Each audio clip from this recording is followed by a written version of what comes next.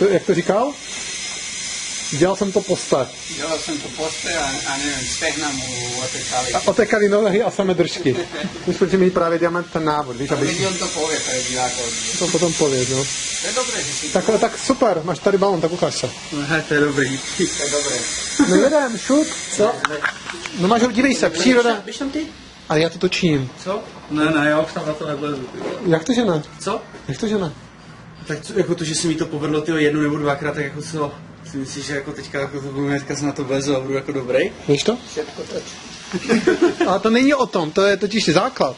Protože to je přesně o tom, že ty, když se postavíš na ten balon a získáš tu soustředěnost, tak teď teprve nastupují ty cvičení. A to je to, že ty si uvědomíš, že se musíš soustředit. A teď je to, zvedáš činky. Ale to já se dělali na internet, tam byly jako dobré videa i od holek, no. No. Takže vytáhni ten dotazník a jdem. Počkej, aby to máte takové jako fajně tvrdé, jako to mal mek. Ty povedz, čo ti bráni teraz, si stál na tej lopte, že? Stál si na ňu. Stál, no, a čo ti bráni na ňu vyliesť? No ja neviem, že spadnú. Čiže strach. Asi jo, no. Strach. A to už som spomínal, aj v knihe to píšem, že strach je kontrolka, je náš priateľ, ktorý hovorí, že nemáš nainštalovaný program. Že nevieš, ako sa to robí. A niekde možno sa dočítaš v knihách, alebo ideš na motivačný kurz a tam bude prekonávať svoj strach, bojuj s prekažkami. A je to nezmysel. Pretože ty, keď nainstaluješ program, tak strach zmizne. Keď budeš vedieť, čo a ako máš robiť, tak nebudeš mať nikdy strach z ničoho. Strach vzniká len preto, lebo nevieš, čo a ako máš robiť. To je pravda, no? Tak to je prvé také uvedomenie, že aby si to mal jasne zadefinované, že nie je to strach a potom mozog začína, že mysleť, to nedokážem, však už som starý a už to, ale začneme kombinovať. Nie, čiže len vždycky, keď si uvedomíš, že máš z niečoho strach, osloviť babu, alebo začať podnikať, alebo postaviť sa na loptu, je to preto, lebo nemáš jasné povely, nemáš jasné zadanie, čo s tým robiť. Princíp je taký, že tá lopta sa nehýbe teraz. Keď na ňu sa postavíš ty a začne sa hýbať, kto spôsobuje ten pohyb? Presne tak. Takže prvé uvedomenie je, že ja spôsobujem pohyb. Ja som ten tvorca, ja som ten, ktorý vyvoláva akciu. Ale ľudia idú s tým, že lopta so mnou hýbe. Pán prezident za to môže. Špatné počasie alebo tlak. Proste my stále prenašame pozornosť na niekoho iného. Prvá vec, ja spôsobujem ten pohyb. Keď spôsobíš pohyb doprava a chceš na nej ostať stáť, tak čo potrebuješ urobiť? Nenahnúť sa? Nohama. Presne tak. Urobíš protipohyb. Čiže jednoduchý kód. Je to tak ako s počítačom. Ty do počítača nemôžeš napísať, hele, môj počítač, prosím ťa, buď tak láskavý a urob túto nejakú akciu. Nie, ty mu tam dáš plus, minus, pomlčka, bodka, čiarka, sú tam jasné kódy. Čiže protipohyb. A keď stojíš nohami, už si to povedal, tak ten protipohyb robíš chodidlami. Nie nahýbaš sa, ty pracuješ chodidlami. Pretože hlava komunikuje s chodidlami, keď stojíš. Keď budeš sedieť, tak s čím komunikuje hlava? S prdelou. Presne tak. Keď budeš robiť stojku na rukách, čiže náš mozog vždycky potrebuje spätnú väzbu. On vždy potrebuje komunikovať s niečím. Preto slepci majú čo v rukách? Kúl. A na čo? Aby dostávali spätnú väzbu. Takže my komunikujeme teraz hlava a chodidla. A tam smeruješ svoju pozornosť. Len vnímaš, čo chodidla robia, aby si to cítil, a hlava tým pádom má jasné informácie a vie, čo má robiť, pretože ona cez nohy cíti, že ty si sa pohol sem a chceš urobiť protipohyb. Tak ja ti na začiatok pomôžem. Daj si ruky na moje plecia. Už má tady. Za to místo, jo? Tady sedím, jo? Protipohyb.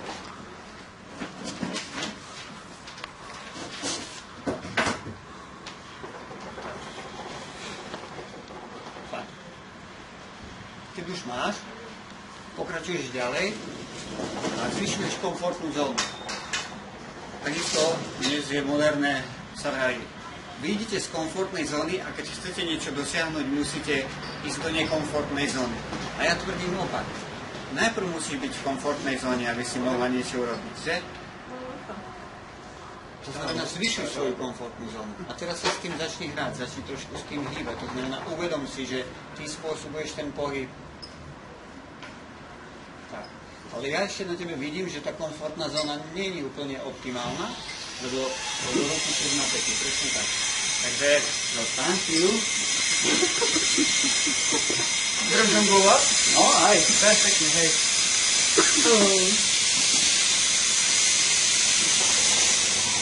Vieš žonglovať, že? No jasně, já jsem úplný kaskadek. Super, paráda.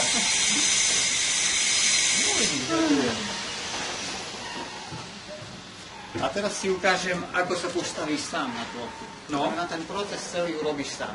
Tie princípy ostávajú rovnaké. Jediné, čo je, že to urobíš sám. Dám nohu najprv do stredu, aby som ju mal pod sebou. Trošku zatlačím do strany. A už musím urobiť protipohyb niečím. Čím?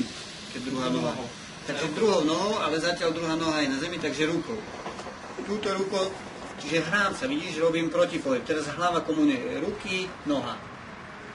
No, urobím protipohyb, priložím nohu, nastavím si, stále ešte komunikujem aj s rukami a potom ideš hore.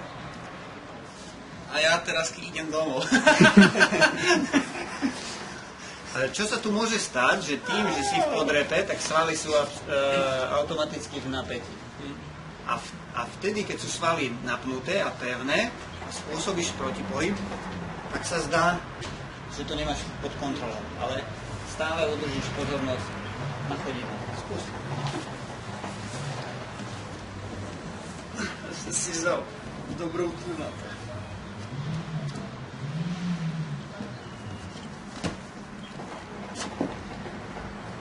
Ale, no, Mám na to blbé hadry. tak vyzlečeme. Jo. Jo. Poď hore. Jo. No můžem, no. Máš ešte strach? Teraz už nemáš. Vidíš, jak je to jednoduché? Pokiaľ máš program, on strach nemá dôvod tam byť. Nemá. Ale ako v aute, keď máš nádrž plnú, tak nemôže svietiť kontrolka, že je prázdna nádrž. Teraz potrebuješ zvyšovať tú komfortnú zónu. To znamená robiť to ľahšie, uvoľnenejšie. Tak si to ešte skús znovu. Ale opäť tu máme takú vec, že ľudia povedia, dobre, fajn, ale musím to teraz trénovať 1000-krát. Nie, ty to potrebuješ urobiť čo najrýchlejšie sa dostať do komfortnej zóny. A to, čomu my hovoríme, že trénujem 1000-krát, to už je, že 1000-krát sa na tom zabávaš a pridávaš ďalšie veci. Takže teraz by si mal čo najrýchlejšie sa dostať do komfortnej zóny, aby si kedykoľvek, kdekoľvek máš loptu, prišiel, postavil sa sám. Tak si to vyskúšaj.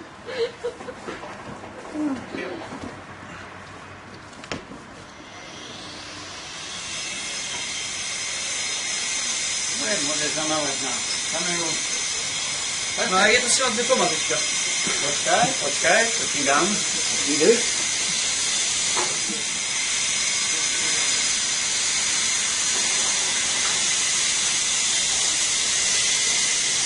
Ne, potom až před všema. No můžeš, no. Já nebudu tam stát No. potom jako na tom balóně. A ty si to zvládol sám, získávaš certifikát a vidím, že ťa to zobralo, takže budeš to musieť zopakovať. Vidíš, že to je krásne inak, že jedným lyžiarom, čo robím, Adam Žampa, to je náš najlepší lyžiar, tak on má na to, aby vyhrával, čo sa aj niekedy stane, ale rozoberali sme to, že ja som mu napísal, že ty sa bojíš úspechu. On hovorí, to je blbosť. A potom mi napísal, že fakt, ja sa bojím, že keď vyhrám, že čo si o mne pomyslia. Tak aj Lukáš, keď som mu doniesol certifikát za to, že niečo zvládol, tak sa toho zľakol a spadol. To ještě jednou ukáži. Ale až pred všetkými, to si nechal. To ne, to nedám už vůbec. Ani mi nehne.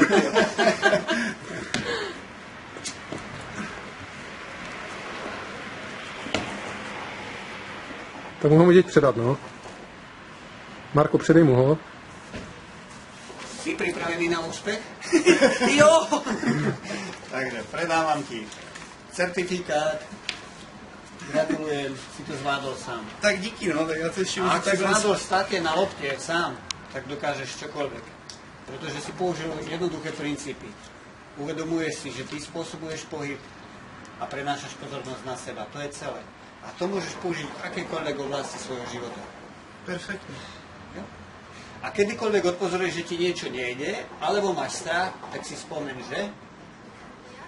Nepoznáš, áno, ale čo to je tu? Že nemáš program. Takže potrebuješ buď ten program objavíš sám, alebo zájdeš za niekým, kto ho ovláda.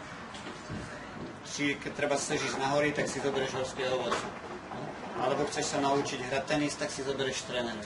Ale spojení s tým, čo poznáš, tieto princípy a spojenie s jeho vedomosťami, tak dosahuješ tie výsledky rýchlejšie.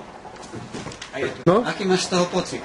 Z toho mám velmi dobrý pocit, protože jsem to zvládl za 5 minut a sám jsem to doma dělal 3 hodiny. No a je to o tom, že my častokrát robíme veci zdlhavo, dlho, prekonávame, bojujeme s tým. Niektorí majú takú vytrvalosť, že vydržia bojovať celý život a niektorí to vzdajú. Ale nie je potrebné bojovať, treba sa s tým hrať a robiť to ľahko. Si počul princípy, áno? Pokoukal jsem, no. Tak ja ti najprv pomôžem, ale Tomare, daj si ruky na moje ramena.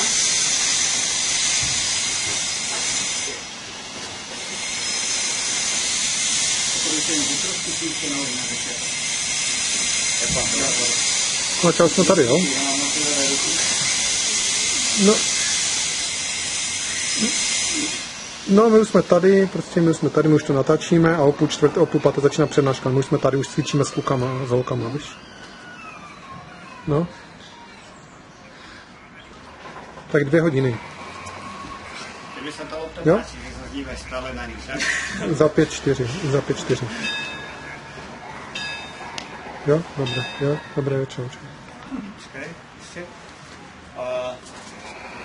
Je zaujímavé, že keď robíme nové veci a nemáme ten program, tak sa dívame dole a príliš sa sústredíme, že?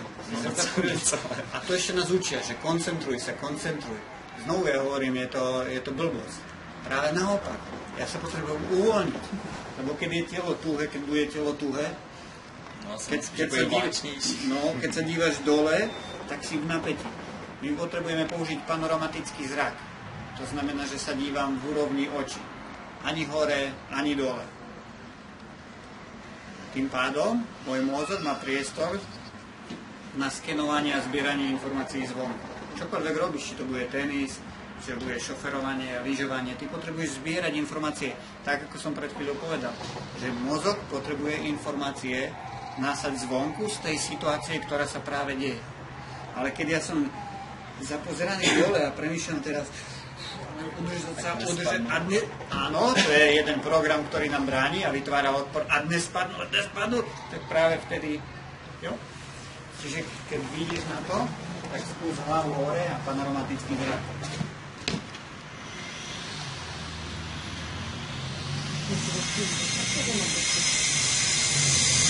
Vidíš ten rozdiel? Trošku stabilnější. Vidíš? To znamená, že paradoxne tým, že si voľnejší, si stabilnejší. A to sú tie paradoxy v tom. Super. Tak.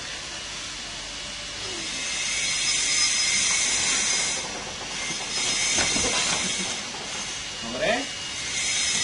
Tu prichádza k ďalšiemu fenoménu, že teraz si preniesol pozornosť na ruky a na loptičky a zabudol si vnímať chodidla. Jo? Čiže tvoja úloha je vnímať potom, keď pridávaš ďalšie činnosti, ty potrebuješ zrazu vnímať všetky veci naraz. Je to podobné ako šoferovanie auta. Takže na začiatku sa dívaš na riadiacu páku, ale potom ty už proste cigárko, řadíš, telefón a sa.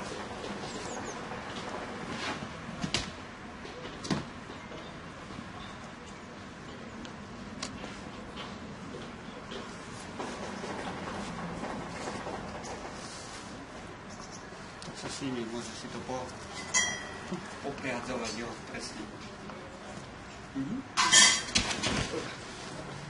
No, dobre. Tak